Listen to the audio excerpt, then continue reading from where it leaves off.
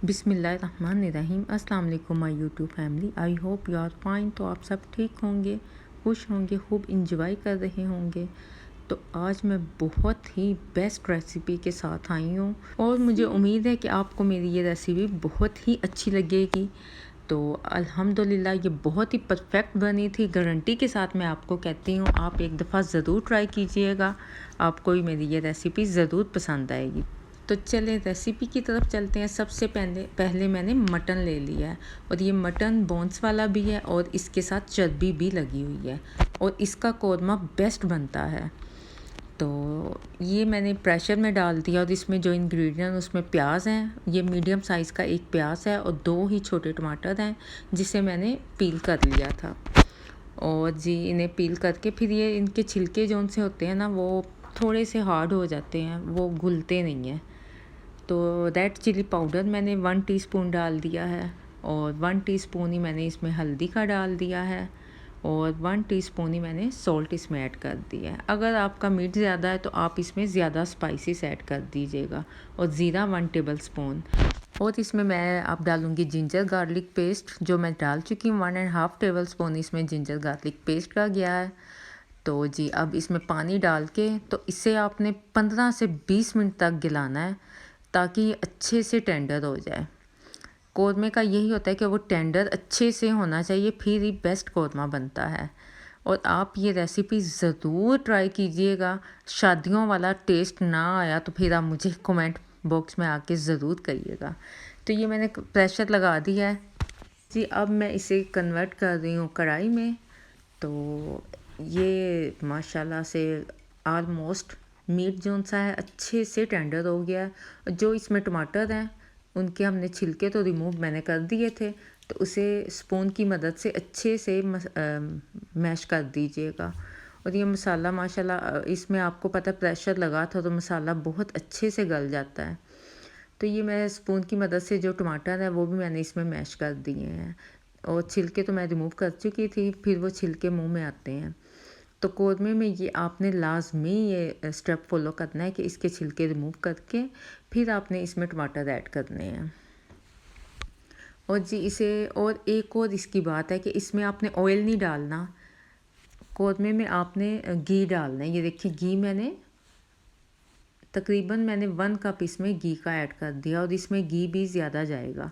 और घी से माशाल्लाह इसका टेस्ट बहुत ही अच्छा आता है और बहुत ही मज़े का बनता है। तो घी डाल के मैंने फिर इसे ज़रा 6-7 मिनट के लिए फ्राई करने के लिए रख दिया था ताकि गोश्त अच्छे से फ्राई हो जाए।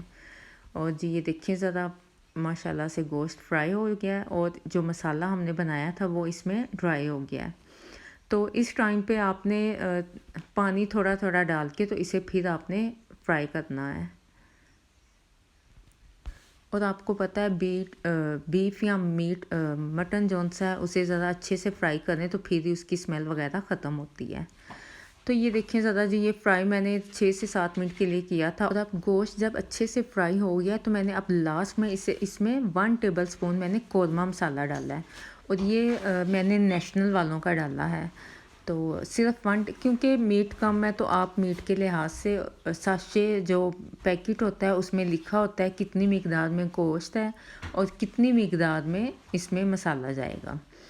और ये देखें ज़रा मैंने इसमें मसाला डाल दिया, थोड़ा थोड़ा पानी करके मैं अभी भी इसे फ्राई कर रही हूँ। तो मटन या बीफ को जितना फ्राई किया जाए उतना ही ये बेस्ट रहता है। चिकन को बहुत कम फ्राई किया जाता है। तो अब इसकी ग्रेवी बनाने के लिए मैंने इसमें 1 गिलास पानी का डाल दिया है और इसे पानी डाल के तो इसे फिर आपने अच्छे से बॉईल करने के लिए रख देना है। इसकी लिड ऊपर लगा के तो इसे थोड़ी देर के लिए पकने के लिए रख देना है ताकि जो हमने मसाले इसमें ऐड किए हैं उसका टेस्ट जो सा है वो अच्छे से ग्रेवी में आ जाए। और जो टेस्ट आप चाह रहे हैं वो इंशाल्लाह ताला वो ज़रूर आएगा। और ये देखें ज़रा जी मैंने 2 से 3 मिनट के लिए मैंने इसे पकने के लिए रख दिया था ताकि पानी अच्छे से पक जाए। और जी ये माशाल्लाह से बिल्कुल रेडी है। आप ग्रेवी अपनी मर्ज़ी से इसकी थिकनेस रख सकते हैं या कम या ज़्यादा, जो भी आपको मुनासिब है आप रख सकते हैं। और कौरमे में बिल्कुल भी हरा धनिया डालने की ज़रूरत नहीं है क्योंकि कौरमे में हरा धनिया बिल्कुल भी अच्छा नहीं लगता। इसकी आप लुक देख लें माशाल्लाह से, जितना ये दिखने में मज़े का लग रहा है आप यकीन करें आप इसे ज़रूर बना के देखिएगा। और नेक्स्ट डे तो जब आप ब्रेकफास्ट में इसे खाएंगे बहुत ही इसकी खुशबू और बिल्कुल देगी कौरमे जैसा इसका टेस्ट होगा इंशाल्लाह। तो मुझे उम्मीद है कि आपको मेरी ये रेसिपी ज़रूर पसंद आएगी। तो जिसको मेरी रेसिपी पसंद आई है वो मुझे एक कमेंट अच्छा सा कर दीजिएगा। तो मिलते हैं अब नेक्स्ट वीडियो पे। तो जिन्होंने मेरे चैनल को सब्सक्राइब नहीं किया वो मेरे चैनल को ज़रूर सब्सक्राइब करें और बेल का बटन भी पुश करें ताकि मेरी हर आने वाली वीडियो का नोटिफिकेशन आप तक पहुंच सके।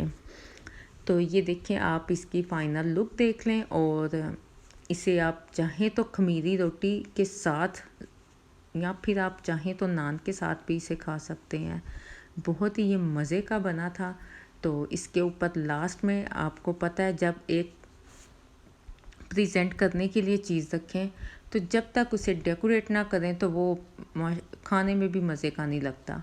तो ये छोटी सी मैंने बताया था हरा धनिया तो इसमें डालना नहीं है, तो मैंने हरी मिर्चें काट के और जिंजर मैंने काट के इसमें जूलियन कट करके तो इसमें ऐड कर दिया है। तो आप मुझे रखें अपनी दुआओं में याद, तो अपना रखें बहुत सारा ख्याल। तो मुझे इजाज़त दें नेक्स्ट वीडियो तक के लिए। अल्लाह हाफिज़।